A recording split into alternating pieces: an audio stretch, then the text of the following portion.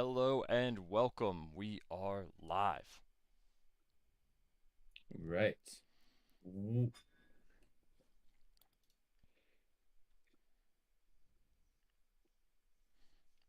We can't start these without a hiccup. All right. Five, four. Welcome back to the Links Golf Club podcast, everyone. A weekly conversation show about our wonderful club and the world of golf. This week, Scottie Scheffler stunted on everyone at the PGA Championship. Wyndham Clark apologizes. Got some controversy there. And Links members vibe at Sweetens. Stick around for all that and more.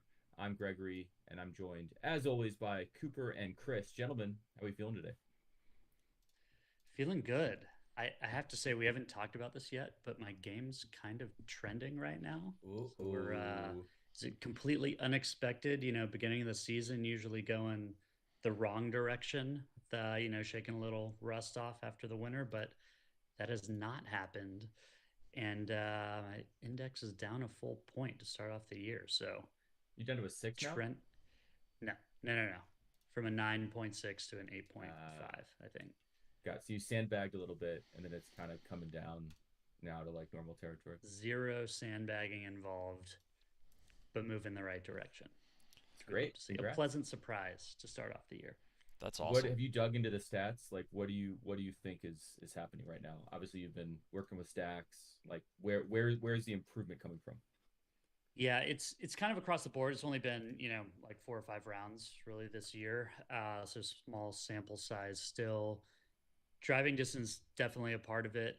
I think the biggest thing though is actually my short game, like around the greens, which was one of my goals for the year to tighten that up a bit. And have just been getting up and down way more than I have historically, which makes a huge difference, like massive difference. So Great. we'll see if we can keep that going. But good start at least. Putting Sure. pressure on me for the rest of the year though. Yeah. It's nowhere to go up, but up. It's true. Cooper, what about you? How's your game doing? Good. I think I've been trending in a good direction, but I'm feeling the pressure kind of build now, and I feel kind of conflicted because I shot like a little bit above where I was. I shot a couple of like high 70s scores, and then now I'm like, oh, I guess I have to post that 84, 85 that I shot, right, and move it back up. But I think that's a good thing. It'll definitely help going into the member guest. This week and in other things. Feel nervous about getting too low. Like I want to do it, but then you have to play from the tips, or you don't get any strokes against anybody, and it's just makes it tougher. Sure. I mean, I shot a 99 at 20 last week. You I post have the that? driver yips right now. I did post that. You can Nice. look on Jen. Yeah, I went through a swing change a couple weeks ago and it was working really well and I just like completely lost the feeling. It only applies to long clubs for some reason, and I still have yet to figure out exactly how to find that feel. And it's like the worst part about the swing is that some days you feel it exactly and other days you don't. So I'm gonna take a couple of days off. I think I played a lot of golf last week, which we'll talk about, but I think there's such thing as too much golf. So take a couple of days, get back in the sim, get back on the grind. But my game is decidedly not trending, unfortunately. But cool. Any before we get started, any announcements? What should people know about? Yeah, maybe just touch on. I mean, we've kind of moved past a bunch of different things. We just closed out some of the limited edition hats that we had on for Fishbird and Lynx and all that good stuff. Spey Bay inaugural members. So that's closed. Spring sales done in the pro shop, and we launched our next wave of our second wave of signature events last week. So there's been a lot going on. Not too much to announce this week, but the biggest thing is that looking at our signature events, I think we just have, as of now, like a couple spots available at Arbor Links and then a handful of spots at Tree Farm, and that's it. So, those, as they historically have done, have gone very quickly. So if you're thinking about attending those events or later in the year, September and November, but if you're thinking about it, make sure to check it out and get on it quickly if you want to grab a spot. And then, we haven't hit on this as much, but we're going to talk about it a little today. But, we've got an awesome slate of Spey Bay events coming this year, which starts next weekend. Coop's going to be at the member guest, but we should not ignore the ones coming later this week. I was just looking at it earlier today. one of the ones I'm most excited for, excuse me, the Ryder Cup, which is kind of a unique thing we get to do. I mean, of course, in Scotland and members in the U.S. and Europe and all that. I think there's just like 5 or 6 spots remaining until that's completely full. So again, we kind of haven't been talking about that one as much just because there's too much other stuff going on. But if you're thinking about that for later in the year, it's Labor Day weekend, so end of August, beginning of September. Definitely check that out before it's gone. That's all. That's all I got on the announcement front. Coop, did you have anything else or anything else you want to mention before we dive in? I think that covers it. I'm excited to get my new hats from the pro shop there. But yeah, if you have any questions about the signature events, let us know. Pop into the Discord, and we will have a new Links Leagues starting soon. Greg, I don't know if you verified the winners yet from the Spring League. I think we might be able to announce those today as well. We will be announcing those later today for sure. So be on the lookout for that in Discord. Yeah, so let's dig in. First thing on the docket here is the PGA Championship wrapped up on Sunday. No surprise. Scottie Scheffler sort of ran away with it. It was boring for a while, and then for like a good 20 minutes, it looked like it was not going to be boring, and then it got boring again. Scottie 11 under for the tournament. Harris English 6 under, good showing from him. Bryson DeChambeau 6 under. So this is sort of all the T2 group. Davis Riley, JT Poston was T5, Taylor Pendrith.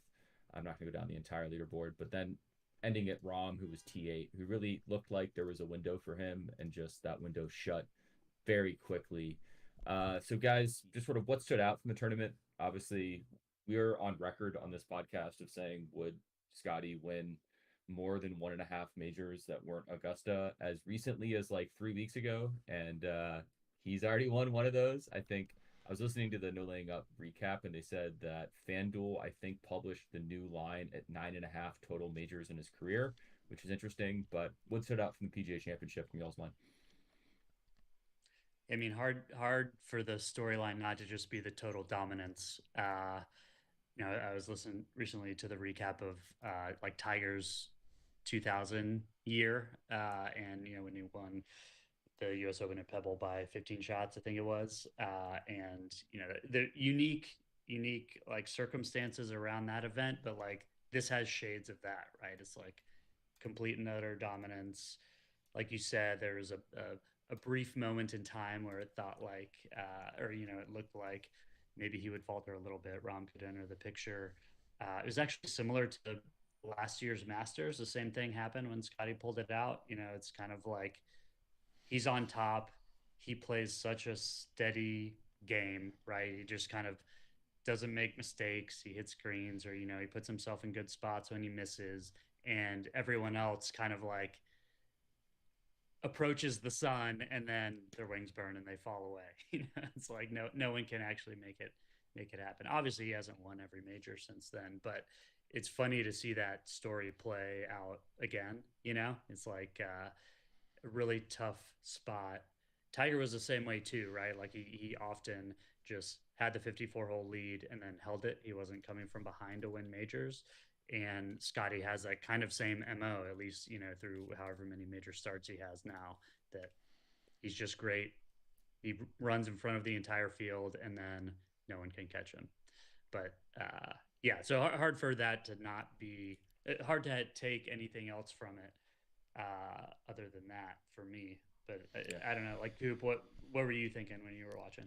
I didn't get to watch much of the weekend live. I was watching recaps there, but what really stood out to me was on Friday, the commentary about how Scottie was kind of stumbling around the course and not really playing at his A game, the commentary was that he was just kind of seemed off, right? He had a few of those long approach shots that he's so well known for that didn't make it, and he was kind of scrambling a little bit to make par, and but still right there, like top five, top eight on the leaderboard the whole time, and everyone's just like, "Boy, I wish that was my game." When people were saying, "Oh yeah, he's really off today," and just playing so well.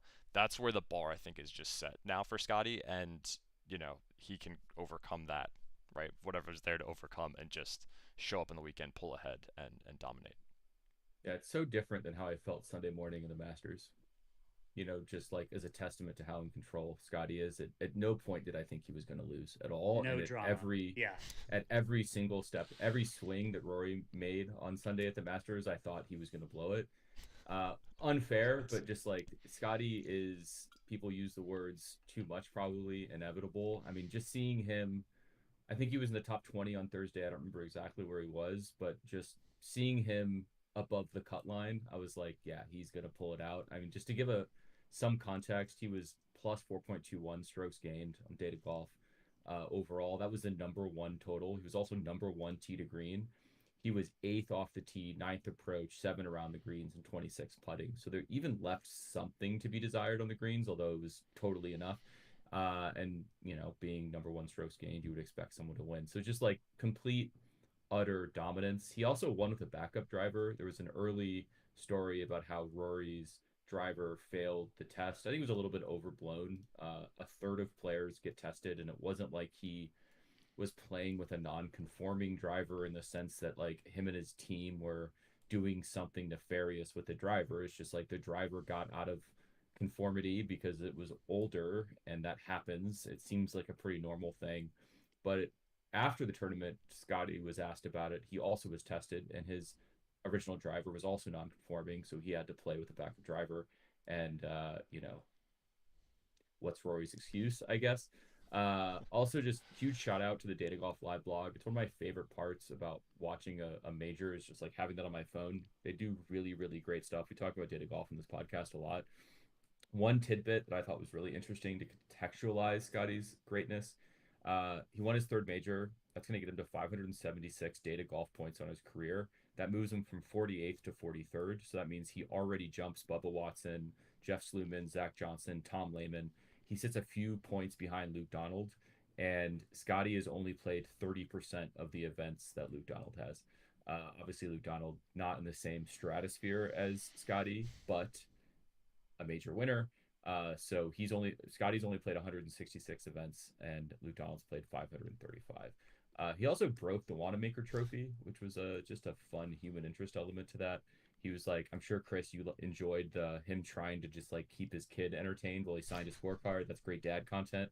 Great dad content. Yeah. So anything else on Scottie before we move on to maybe some less exciting topics vis-a-vis Rahm and Rory's downer? I mean, I think the only other thing on my mind is I do think some of the same storyline that we were talking about before with like the non-masters majors, I think some of that's still there because like of all the venues, right? Quail Hollows, it's a PGA Tour signature event site every year. It's kind of like, okay, we know Scottie can win on PGA Tour event, venues. He does that all the time. So I think there is still a little bit of lingering, even though he's now won one that's not the Masters. There's still a little bit of like, okay, like at the U.S. Open, which sets up, very different, or at the Open Championship, which is obviously like a much different style of play, different conditions, all that stuff. I think there is still that question out there of like, okay, can his game travel to those sites, and can he take down the career Grand Slam? He's a generational player, but still some of those question marks, which I think makes it more exciting for the remaining majors of the year, which is good.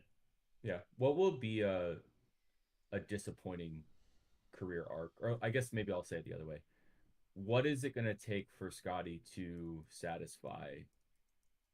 Maybe not you. Like I'm not pointing you out, but does it have to be career Grand Slam? What is it going to take for him to end this career? Is it just pure number of wins? Like what does he have to do to become an all-time great? I think one of the things about him that people love or that makes him unique is he would say it doesn't matter. He gets to play golf for a living, and he just is happy to be out there and have his family, right? I mean, he's got that dad vibe. I think I would be disappointed if he didn't pull out the career Grand Slam. Again, my point from our previous pod, he's young enough and he has the talent to do it. He's got a lot of years of golf ahead of him. So I think that's kind of the bar for, legendary, world class, get on that list, right? At some point. Yeah. He can't have a Jordan Spieth career. Jordan Spieth's my favorite golfer, but I think we're all disappointed probably in how Jordan Spieth's career turned out, and if it ends up being that.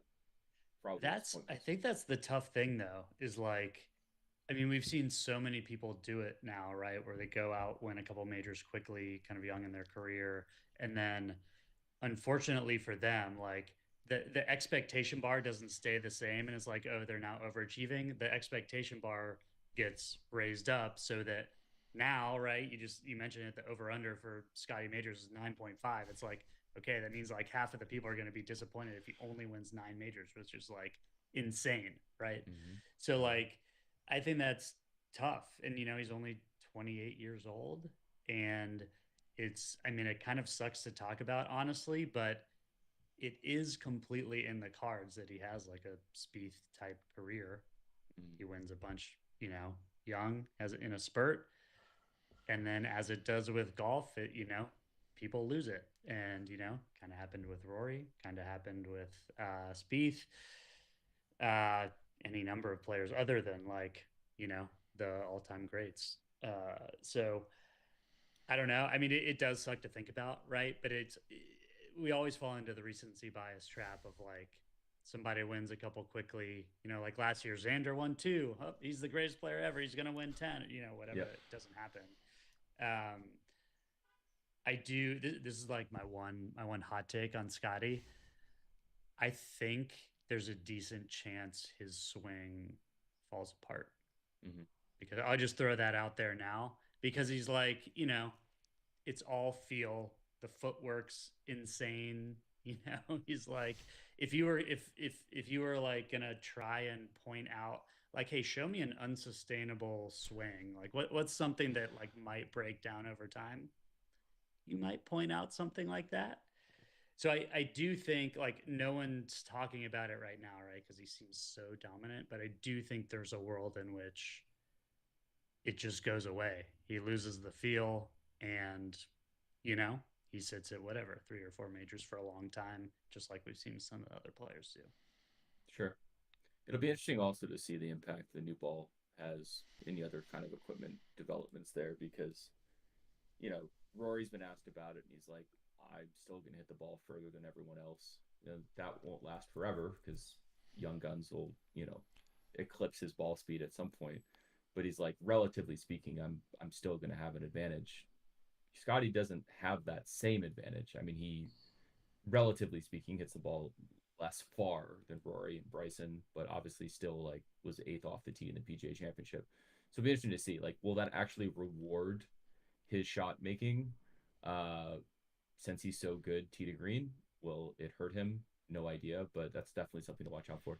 Let's move on Speaking to Rory because go ahead. Yeah. Speaking of the ball, I don't know if you guys saw that Bryson said that he wanted to talk to manufacturers about making a ball for his 190 plus mile an hour ball speed. Did you guys catch that? Like I didn't see that. it's I saw the reference to it's all dependent on manufacturing. right. If he can have it by the U.S. Open or whatever, which of course is ridiculous. But It's just so Yeah. crazy that he needs a custom designed ball for his ball speeds, but yeah, I who did knows? see in his post round interview where he was talking about they were asking like how he played, and most of his answer was around like we got to get back in the lab on the equipment. And I think other people have pointed out as good as his driving is, as good as around the green, as good as his putting is like are the single length irons actually hurting him more than helping him at this point? Is that something that he should look into? I mean, I do get worried with Bryson that he just overthinks that stuff. He's like the opposite of Scotty, where Scotty is just kind of go out and play based on feel and vibes, and like the entire time Bryson has so many excuses, I think, built up in his head. Like I identify with that myself. Like, what's happening? Is it the wind? He talked about that a lot. It's like, I don't know, man, deal with the wind. Is it his irons? Is it his ball? Like he just always has some kind of an excuse rather than just sitting down and saying, okay, I need to go out there. I need to figure this out. I think that's like the single thing that kind of to take the opposite side of the table, Chris, is I think that's what makes Scotty's game a little bit more sustainable to me. And I think he has to win an open to prove this out, but I think he just grinds better. So he's extremely talented. He has the pedigree. I think he has the mentality. I think he has a desire to win, but he also has like the I don't give a aw shucks attitude. But I just think he grinds really, really well, and that should play in the UK. Like there's going to be days where there's going to be crazy rain. There's going to be firm and fast conditions. He hasn't shown that he can do that incredibly well, although he's like top 10 Open. He had the non-conforming driver thing, which I don't think is a story people talked about. Live Bots obviously had a field day that was just red meat for the Live Bots. Uh, I assume we're all disappointed with Rory. Also, maybe unfair expectations out of the gate. But what do we think about Rory? Anything to talk about there? There's a lot of chatter. Obviously, the driver I think is a non-story, but I have live fan friends who were in my DMs sending me like, "Oh, Rory cheated at the Masters, right? Like, should the green jacket be revoked?" I think that's completely overblown. Um, Especially It's that it stupid. came out that Scottie's driver was also adjusted before the round. Yeah. I mean, this just happens on tour, and we're talking about Yeah. maybe 2 yards in some circumstances. But yeah, I mean, obviously disappointing. I know Chris very disappointed. Wanted the Grand Slam this year. He came out okay. I think, a lot of pressure, a lot of uh, you know, he tears up Quail Hollow every time. Like the expectations were so high, and I don't know what fell apart for him really, but again, I also don't blame him for not showing up for the media and telling us what his thoughts were on that. Like, he doesn't owe us that. He won the Masters. He can just walk away and get ready for the U.S. Open.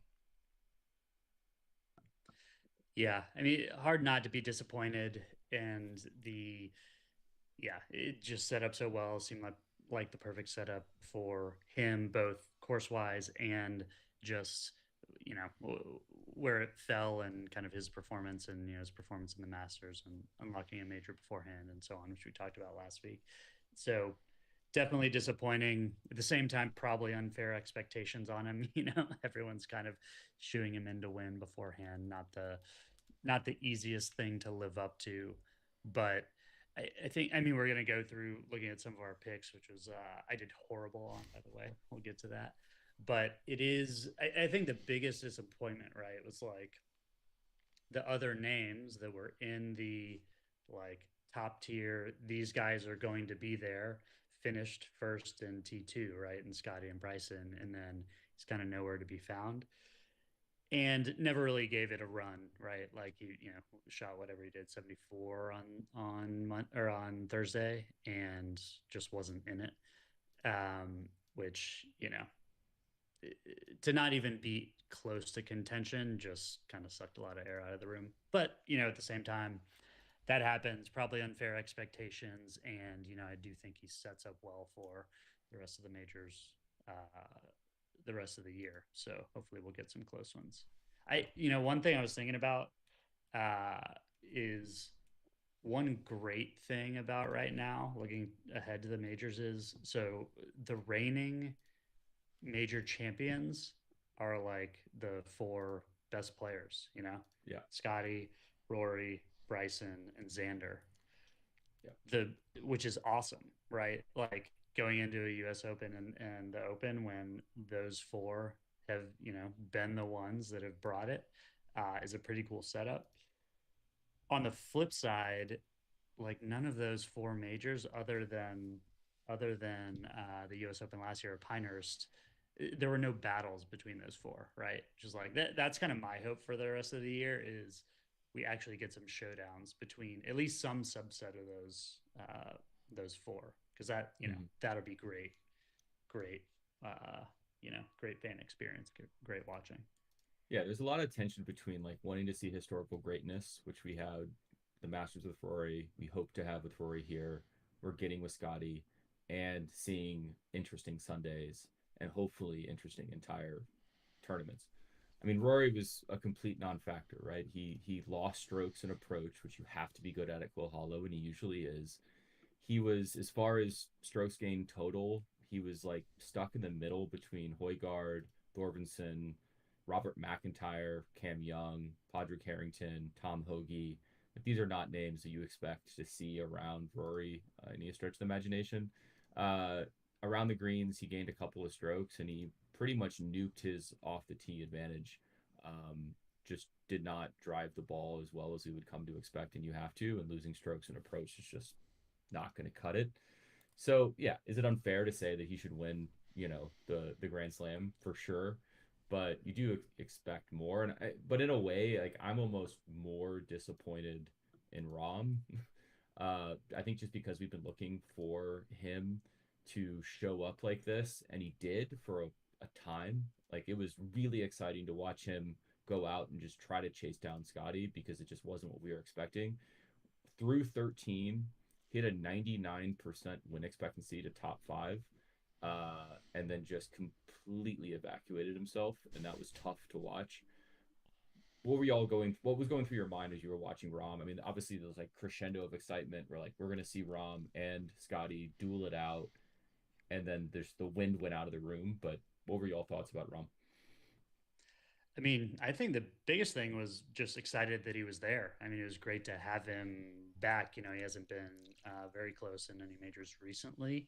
And it was fun. I mean, for me, it was completely unexpected, right? Like, you know, go back and listen to the preview pod. I was, you know, really just looking at Rory and Scottie and Bryson. And I was personally discounting Rahm a lot. It's probably unfair. I think the markets, you know, I think he was still the fourth or fifth, you know, best odds to win if you looked at some of the betting odds. But uh, great to have him back. I mean, I would put him on that list, right? Of like, you know, the four reigning major champions. Rahm obviously, you know, won a Masters not that long ago, but if he's certainly can be at that level, and I think it just makes it better. Like if he's in the mix, and you know gives it even more juice. And there's also the live, you know, PGA angle and all that stuff, which you know can get tiring at some points, but it's also just you know fun to see him compete against these guys again. Um, so yeah, I mean, sucked that he kind of pulled the parachute at the end there, but I mean, a lot of people did. You know, the Yeah, a lot of the you know top of the leaderboard, you know, kind of fell out there at the end, except for Scottie. So fair. you know, just takes a couple bad swings. Those are some tough holes, and but I was glad to see him back. Hopefully, you know, we see him there at the U.S. Open again and kind of in the mix. Sure. I really liked his quote. He came out and said that was some of the most fun golf I've played in a long time, which is kind of saying the quiet part out loud. I think he wants to be there. He thrives in those moments. You know, and obviously didn't pull it off this week, but I think he found something that he's looking forward to showing us again uh, this year, maybe on some more viewed broadcasts. Sure. Well, let's wrap up and just do kind of a retro on our picks. We did a pick pod last week. We had the illustrious tour picks on it, and yeah, Chris spoiled this, but I'm gonna say I did well. I got 29% of my picks correct. Y'all did awful. No one else in the podcast even picked a single one correct. Just go through this. I was a no on Rory. I had Rory at plus 450. Nope. Chris had Bryson. Nope. Cooper had Spieth. Nope. Joe had Justin Thomas. Nope. I picked Scottie to top five, but I think that was more of a value thing. I think all of you would have done it if you weren't looking at better odds. But y'all had Rory, Rory, and Rory. And I do want to call out just for posterity that the professional in the room liked y'all's top five pick, didn't like mine, but I was the only one who won. So kudos to me for that. I had Bryson top 10. Also, that worked. Cooper had Kepka. That's a big fat no. I had Daniel Berger top 20. He ended up T33. So not a win, but like he was sniffing it. Chris, I might have just taken notes wrong, but I don't remember if you had Norgard or one of the Hogards. None of them were even close. So even if you had Yeah, all of didn't those, matter. Yeah, Minwoo cut, Rose for Cooper miscut, and then Burmester miscut from Joe. So and our live bet played terribly. Obviously, we had live against the field, and the field won. So I don't know how much we want to sit in that because I'm sure it doesn't taste very good, but we got a lot of work to do. yeah. I think the big. I mean, obviously the picks were horrible. Mine were especially horrible, but the just stepping back a bit, the fact that I mean, I think I asked this question in the pod with Joe that like, okay, how much of this is a three-horse race? Like it seems that way beforehand, and that was very much my mindset. Which speaks to what why my picks are so horrible, but uh, it's just so funny how a certain narrative can take hold, and then it can be the complete opposite, right? Like there's so much randomness in golf. After or Thursday's leaderboard was like complete no names. People were, saying a lot about that. And it's just funny how even experts can be so wrong, even if some of it kind of played out over the course of four rounds and, some of the big names floated to the top. Uh, a lot of the talk about, oh, it's all just Bomber's paradise. It's going to be Rory and Bryson, and that's all that matters. A lot of those big names that, or big hitters that I was talking about, uh, completely fell out of it. Really didn't matter. And yeah, we can think we know more than we do sometimes. That's for sure. Yeah, seems like y'all don't know shit. But yeah, I mean, I think it was interesting to hear Joe obviously talk about it because he's looking at this at a long time horizon. He's like an angel investor, right? He knows exactly how many bets he needs to win to come out ahead. And we're looking at this at a single tournament. So to your point, like there's so much variety, randomness in golf. But let's look ahead to the U.S. Open. So, YouTubers have been out there. I think the creators had an event. If you've been able to see Oakmont, it's actually a pretty fun but also pretty painful Bob Does Sports video where they're playing Oakmont and just the rough, losing balls a foot off the fairway. The setup looks like it has some teeth. Scottie right now you can get it plus 310 in the futures on FanDuel, Rory plus 600, Bryson plus 850. So those are the top three. You could also get former Lynx podium guest Matt Kuchar at plus 32,000. He has the longest odds to win the US Open. So maybe that one pays out. But was there anything that happened at the PGA that is like sort of interesting, or like what are y'all's thoughts? We're a couple weeks away, obviously, but what are we thinking about the US Open as we live and breathe today? Um, I think ultimately I'm still bullish on Rory to come out and play at the US Open. I also saw a post that I didn't know that Scottie was a low amateur once at Oakmont. So also an interesting storyline there. He's got some skills and experience succeeding on that golf course. But yeah, I mean, prepare yourselves for every video on Twitter and Instagram to be of a ball disappearing in long grass. I think that's absolutely going to be the case. It's going to be a great time. I'm really looking forward to it. How about you, Chris? Yeah, my biggest thing is I just hope we get a really good competition between some of the biggest names, which it should set up well for, right? Like that those conditions tend to, favor the biggest hitters and kind of weed out a lot of the names that don't perform as well on those courses. But I hope it plays out that way. Like I said, we've got a lot of big names that have had success recently, so it would be even better to get a battle between them at such a storied course and with all of them kind of near the peak of their powers. That's the outcome I am rooting for. Nothing from this past week really changed. I would say what I think will happen at Oakmont. Rory played not as well, but he's still been playing well overall, and everyone else has been kind of in it. So really, just looking forward to it. Can't wait to hopefully see some big battles there. Sweet. Yeah, I love the US Open. I can't wait. So let's pivot into a couple things, playing golf, events, etc. We had a event last week at Sweetens Cove. We had 19 people out there all day. So we showed up at like 8 in the morning and hit a bunch of putts on a sort of we were dew sweeping that green before they did a pass at it. Took a shot of whiskey and then just all went out and played a bunch of golf. It was cool. Some groups had at some point 16 people on them. We had six in ours and played a bunch of different style of golf. And we've talked about Sweetens Cove endlessly on this podcast, as everyone else has. There's lots of content out there on it. Did some one club challenges. We try to invent a game that Coop, I think you'll appreciate. Chris, when we get you out there, we'll have to play it. There's two pins on the greens at Sweeten Cove. Typically, you're playing at the blue one on 1-9. You're playing at the white one on another one. But as the day goes on, you try to get more creative with them. So we decided to model it off of Capture the Flag that you played when you were a kid. You had two carts. This is when we were down to four people because two of our people left a little bit early. And you are trying to defend, let's just say my team was trying to defend the blue flag. You're trying to capture the white flag. And so lowest score across the groups wins that flag. But the flag that you're defending, you get a pop on. So for our opponents, this is really friggin' hard to explain, and we're still like trying to figure this out.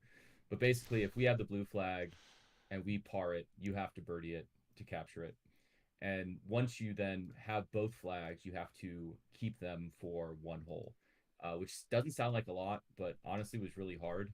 But the strategy was fun because, once you have both, then you have to split up and defend both flags. When you're trying to attack it, like there was one point on nine, which was a par three, where our opponent was trying to defend his flag and chipped in this like miraculous shot, missed his pin, and it rolled all the way down the other side of one of the largest greens in the property and went into our flag. So Sean and I had to then completely shift because we both got it pretty close to his flag, but now we had to go hit a really hard putt to defend ours. So it's just kind of in the spirit of Sweetens being a place that you spend all day at, and it's just like being a little kid, and you're just inventing a bunch of different ways to enjoy your surroundings. But it was really fun. Also, Links Down member Fez had a hole in one on four, which is called King. His back was hurting him a little bit, so he's like, I'm just gonna just kind of punch this 9-iron. I think it was like a 120 shot. He's like, I can't do a full swing, and he just hit this low runner, and it went and then disappeared. But there's a lot of elevation on that green. You can't see the hole, so, somebody stood up and was looking and was like, I don't see the ball. And so Fez just took off and dead sprinted 120 yards. So we're watching him and we're like, oh man, like if he gets up there and the ball is like off the back of the green, or, we just didn't see it, like how disappointing is that going to be? And so we just watch and watch and watch. And then he looks over the hole and he just, loses it. And so we start making a bunch of noise, and there's, other pockets of people who hear it and they start celebrating. And then to his credit, there could have been a huge letdown after that, but the next hole is a very short par four, and he drove the green and then hit an eagle putt. So he went hole in one, eagle, and then eagle back to back, and then in true form, just absolutely deposited his ball is the biggest left miss possible on six into the water, and kind of came back down to earth. But I'd never seen a hole in one before. It was great, and it was really cool for someone to be out there for the first time. My favorite golf place on earth, and to see a hole in one there was really amazing, and a memory that I'll never forget. But I think it was our first community event that we pulled off. Shout out to Chad, also in Nashville, who co-organized it with me, and I think it was really fun to see that come to be. Obviously, people were traveling in from different spots, but there were some Nashville people, some Georgia people, but really excited about the New York one coming up and the LA one coming up, and hopefully we can continue to get these things off the ground, because it was really fun to see something sort of casual come together, something super affordable come together, and just be able to spend all day at a place that's really significant to me was a blast. Yeah. That's awesome. Yeah, shout out to you guys for putting that together, and hopefully more fun times in South Pittsburgh, Tennessee for Links members in the future. I think there is a second date on the events page. I don't know if that's live yet, Yeah, but definitely a cool spot, and congrats to Fez on that. That's great. Sounds like you also got to explore some other golf in the area yeah, this weekend, right, Greg? Tell us about it. yeah, yeah. So I got to play Lookout Mountain outside of Chattanooga. It's technically over the Georgia border, but I've always considered it to be a Tennessee course. It's the kind of place you always hear a lot about growing up in Tennessee. And East Tennessee, if you're not familiar with Tennessee, it is a very wide state. You can drive basically north to south in like an hour and a half, but east to west is like 8 hours. And so my favorite part of it, you have West Tennessee, which is kind of Memphis, closer to the Mississippi uh, River. You have Nashville, which sort of sits in the middle plateau called Middle Tennessee. And then you have East Tennessee, which is as you go up to the mountains, Smoky Mountains, Appalachia, all that stuff. You have Knoxville, Chattanooga. And it's my favorite area. When I fly fish, I spend a lot of time in East Tennessee. Sweetens is out in East Tennessee. And I'd always wanted to play Lookout Mountain because it's a golf course on top of Lookout Mountain. And if you're driving 24 like towards or around Atlanta, you see like the Rock City, the Ruby Falls billboards like every mile. It's just a historical sort of tourist trap kind of place, but beautiful landscape. You can see, apparently, I heard this, I don't know if this is true, but 8 states from the mountain. You're pretty high up there. It's the first Seth Rayner ever played. It's a tremendous club, really cool area. It started in 1925, called Fairyland, and it was sort of a national club. People would show up for like a resort. You see a lot of those around the southeast. But Seth Rayner did Chicago Golf Club, Fisher's Island, Yale, And then he did Lookout Mountain. A couple clubs claim this. They say it was his last design, but it's really fun. And it's funny, like I'm sure you all have had this experience where you build this place up in your mind. You've been looking to play it your entire life, and you're sort of then disappointed at the reality of playing it just because it can't live up to your expectations. So we started on the fifth hole. It was a shotgun start, and I was kind of bummed. I was like, I don't, this like I thought it was going to be more, but then when we went all the way around, started back on one, you got a much better feel and flow of the course.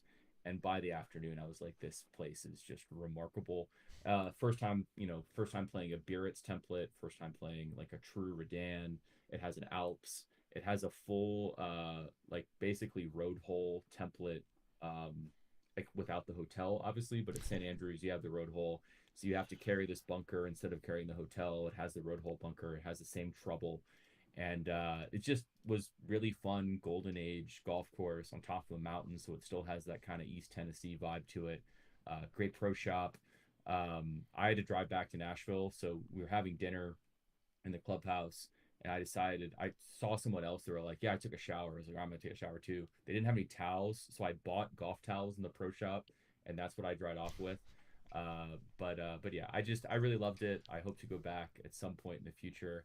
And I rated on Punch Bowl when I was done, and it climbed to number three on my list. So kind of my all-time list right now after doing some other ratings last night. Sweetens Cove's number one, Royal Dornoch number two, and then Lookout Mountain number three above Tobacco Road and Cruden Bay. So it was a blast. If you ever a chance to play it, highly recommend. And obviously, I'd love to play some other Rainers, but the other Rainers on those lists are, besides Yale, are pretty hard. I mean, Chicago Golf Club is one of the most exclusive clubs in the world, and Fisher's Island probably equally. So hopefully someday. But man, Lookout Mountain is a delight. So architecture aside, right? Mm-hmm. As someone who's a Lynx member and has a say in golf courses, right? We've got Spey Bay, we've got Hillcrest. What would your takeaways be for one of the elements that made it such a great experience that you'd like to see applied to Spey Bay or Hillcrest, for like the member experience or whatever? Like what made it so special? Great question. So this is just my thinking, right? As a member, it was all about golf. So I know that on the property they have like a pool and tennis, but it's like a different clubhouse. This clubhouse just serves the golf club, and you can only see the golf club. So that was one thing. Just everyone there was only focused on golf. Number one. Number two, great halfway house situation. You see it twice on the routing. So you go, I think after seven. We played it out of order, so I don't remember, but you see it twice at like the right time. We walked in the morning, so there's definitely a time where like, man, like I just need some water, and it like just magically appeared on the horizon, finished the hole, and got some water. So that's number one. Number two, location. I think there's a bunch of other stuff around there to do. So, obviously, like when we told this experience, we went to Spey. We expected to play like a bunch of other courses. We ended up just parking and not leaving for 3 days, which is what I personally like, and I could definitely do that at Lookout Mountain. But there are other options, right? You have Sweetens, you have Swanee, you have Macklemore. Obviously, you have private clubs like the Honors Course, which I've never played, but there's a ton of good golf over there. Three, the architecture itself is interesting. Like it's completely different than my home course. There were a couple balls that I felt like were absolutely perfect and ended up being 30 yards off the back of the green. And so just kind of being able to play something twice because we played in the morning, we played in the afternoon, and being challenged and have it be a pretty different situation than the courses that you play every day. Obviously, Spey Bay matches that. Hillcrest will also match that. It's a completely different course than what I play in Nashville at home.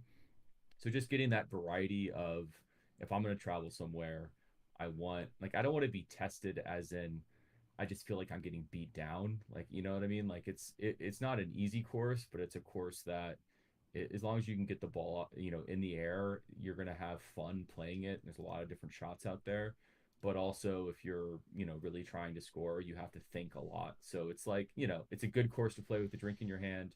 It's also a good course when you're just, really trying to challenge yourself to go low. So those would be kind of the three things that stood out to me the most that, I think Spey Bay certainly emulates. You could do a one club challenge at Spey Bay and hit a bunch of low shots, or you could really compete. And Hillcrest, from the looks of the routing and the architectural designs and everything else, looks like it's going to be a blast to play. So yeah, that's what would stand out to me. I'm curious. So I haven't played Lookout Mountain, so I have no opinion, but I've read some commentary on, some of the architecture, the buildup being extreme or woke architecture Whoa. in certain certain Twitter Cat out Twitter. aficionados parlance. But did you feel any of that when you were going through it, or no? It was just a blast to play, or what was your take on that front? No, I mean, I get the sense Friday has a really good podcast with what's his name? Forgot that it was Franz and somebody else, Ray. I wish I had that memorized. Tyler Ray. Tyler Ray, thank you. And he talked about fearing that people would think that it's too crazy. I haven't played a lot of Golden Age golf courses. I've only played a handful of golf courses in Scotland, but it didn't feel weirder than that. Like, it didn't feel like manufactured craziness, funhouse mirror situation. There were definitely some wild putts, but a lot of that had to do with where the pin was and where your ball was placed more than anything else. Like, most of the greens had plateaus that you had to hit, and if you didn't, you had a really tough putt or a really tough chip. So it just felt like that's the way that golf kind of used to be. It didn't feel like they pumped everything up and made it woke for the sake of being woke, I guess, to use whatever that country club snobs terminology. But so it didn't to me. Like, it was definitely the Redan, which is what is that, 13. Like, I hit a 6-iron. We were playing the back tees in the morning. I hit a 6-iron that felt like it was in the perfect spot, and it just kept rolling. What seemed like uphill, just like going down mountain, but uphill. And so you had some weird putts like that. The greens were, I think, slower than probably normal because it was wet. So I would like to play them a little bit faster. There are a lot of putts in like the first couple of holes that everyone was just leaving short because you felt like they were going to scream and they didn't. But yeah, nothing out there was super wacky. There even the fairways, there were a couple times where the ball was above or below my feet and it felt uncomfortable, but most of the time, if you were landing it in the right spots, it was pretty flat. There are a couple holes where you're hitting blind. I mean, the Alps is kind of the example of that, but again, like with the Alps, you're hitting a blind tee shot into a punch bowl green, which is like super forgiving if you hit it in the right spot. And it's not like stuff that was built 200 years ago in Scotland is any less crazy than that. So no, I think it felt like a timeless architecture that was well cared for in a restoration. The greens were spectacular. The tee boxes made sense everywhere, and obviously as the grass continues to grow in, it's only going to get better with time. Awesome. That's very cool. And then, so you played some spots last weekend. Coop, you're going on a trip this upcoming weekend. Tell us about the itinerary. Yeah, I depart for Scotland tomorrow. I'm in that pre-golf trip mode where I'm excited to clean off my clubs, pack everything up, and get on a plane. It's the best feeling going over and knowing that I'm going to get to set foot on Spey Bay. We've got the member guest coming up. I have some rounds of golf booked adjacent to that, so we're going to play Castle Stewart right nearby with my parents. It's going to be really fun. My mom is going to be my partner for the member guest. My dad is paired up with Ronnie Towns. I know Bert's listening. He's tracking the handicaps closely, making sure everything is fair and square. Excited to see some of our friends out there, Alfie and Trish. Everybody at the course. It's always such a delight. The one thing that's on my mind is if you've been looking at golf Twitter, following some of these folks, it hasn't really rained anywhere in the UK in like 6 to 8 weeks. It's been super dry, super firm, super burnt out and fast. Shout out to the Spey Bay team. All the staff have been crushing it, watering, getting out there, keeping the course in good shape. But ironically, the first rain scheduled in months is supposed to hit on Saturday of the member guest. So luckily, I think it's like around 20% all day. It'll probably just be that Scottish vibe where it'll blow through and come out and you get all 4 seasons. That's what I'm hoping. And it's not just that consistent UK drizzle that you can get and we just get soaked out. But it'll be good for the course either way. And with any luck, I'll be back for the solstice in June. So it'll work out. And then, of course, I'm going to be entering the Old Course St. Andrews Lottery. I think every day that I'm there, and sorry if I have to skip one of the days of the member guest to play the Old Course, but it might be worth it. I don't know. Would you guys think that's a fair approach, just to maybe get on with your parents over there? I think so. I think especially with your parents going over there, like as much as I know they want to play it, I think you just have to do it. You never know when you'll get the chance again. Yeah. Yeah, We'll totally. Completely agree. we'll get around Spey Bay. They'll see it, and if I have to miss one of those days or skip Castle Stewart or another one of our tee times, then that'll be worth it. But yeah, super excited to get on a plane and get over there. It's always just such a delight. Hopefully, gonna get in, and if we're up to it, play Cullen right when we land, get out on that really fun course. But yeah, it should be a great trip. And if you're still looking to make a trip over, I'll be filming some of the aspects. Shoot me a question in the Discord if you're looking to get over to Spey Bay or you're planning to go over for Solstice or Ryder Cup. Um, we've got or the Club Championship. We've got lots of fun stuff going on. And it's not as bad of a trip as you might think to get over there and play some golf. Yeah, Totally. easier to get to than Bandon from the New York Philly corridor.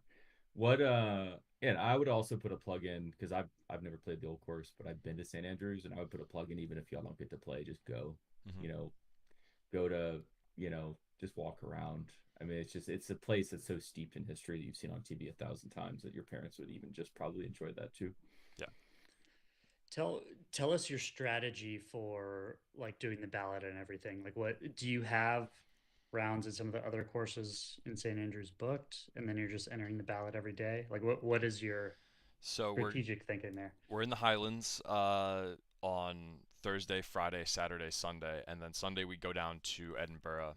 And the plan is to, hopefully we get the lottery on that day. But I did book a backup tee time, and if you're listening to this, not that it's a backup, Ghislaine, course number one, which I've heard really, really great things about. Colin, yeah. Yeah, Golan, sorry. I've heard awesome things, and if we don't get the lottery and we end up playing that course, I think it's still going to be awesome. But really just kind of poked around, looked at a bunch of the courses in the area, and also, playing the new course or the Castle course, the Jubilee course at St. Andrews would have also been a tremendous outcome, right, to spend time in that area. But yeah, that's I think my recommendation. I'll report back after to let you know how it works. Make some tee times and then enter that lottery and hope it works out one of those days. Yeah. One of the nice things about Scotland, at least coming from the US, right, was the country's so small in the, comparatively, that you can get away with some of that, right? Like make a tea time in some completely other region of the country, but really it's only like an hour or two drive. And then, you can adjust your itinerary if you do hit the ballot or, plans change or whatever else, which is nice to have a little flexibility on that front. Yeah, we've got the rental car. Just gotta dial in, lock in for driving on the wrong side of the road. That'll be good. But yeah, it should be a good trip. Absolutely. Well, yeah, have a blast. Obviously, take a bunch of pictures. We should have some cool content coming out shortly after you get back. We've been planning sort of a first episode of a content series on what golf trips look like in the Links Golf Club ecosystem. So super excited for that. So let's wrap up here. I did want to just touch on the NCAA men's tournament because it will be happening between now and probably the next time that we record, depending what day we record. It's May 23rd through the 28th. We're rooting for Georgia Tech. We're going to continue with that bit. They just squeaked by. They almost did not even qualify. They were fifth in their regional. To give you some context of the regional performance, they were playing at Auburn, which is Auburn's home course, obviously. Auburn was 32 under. As a team, Georgia Tech was plus 10. So not great leading into this. To kind of also give a sense as we all, are getting more into the NCAAs, it's a fantastic golf tournament. It's on TV. You can watch it. It's really fun. It's May Madness coming up here, but there are 30 teams and 6 individuals. There's 54 holes of stroke play. The top 15 teams, along with the top 9 individuals, then move on to advance to determine the top 8 teams for match play competition. So it's like this fun hybrid event where you have stroke play, then match play, and then the 72 hole stroke play individual champions. So in the team match play competition, you get points and points available. It's awarded for each individual match, and then the winning teams advance to the semifinals and subsequently the finals. First team to win 3 points within the team match will advance, and if it's the final match, then they're declared the national champion. It's hard not to pick Auburn, just how dominant they've been. But we're gonna root hard for Georgia Tech, and we're gonna hope our boys go out there and exceed our expectations coming out of the regional stuff. So I don't know if y'all have any takes on the NCAA's, but just mostly, I think as a community, I'd love to like have more people talking about this because I'm definitely gonna watch it. So if you wanna shoot the shit about the NCAA's, hop into Discord. Let's talk about what we watch. I'm just glad our team made it in Sure. out of regionals. We got someone to follow and root for. Yeah, could have been in the NIT, like. Right. Yeah. Yeah, let us know your favorite team. If you went to school somewhere and they're in the tournament, we'll root for them too. So drop it in the Discord. Yeah, for sure. All right. Well, let's get out of here. On behalf of Cooper and Chris, I want to thank you all for listening. Thank you for watching. Listeners, again, just thank you for taking the time to watch. Love your feedback. The chat's been great. If you have ideas on things you want us to talk about, ideas of people you would like to have on, please do let us know either in the comments below or in Discord. And don't forget to follow and subscribe to be notified whenever we go live, whenever we post. Lots of exciting stuff again coming up on both Spey Bay and Hillcrest on YouTube. So be on the lookout for that. But yeah, thanks a lot.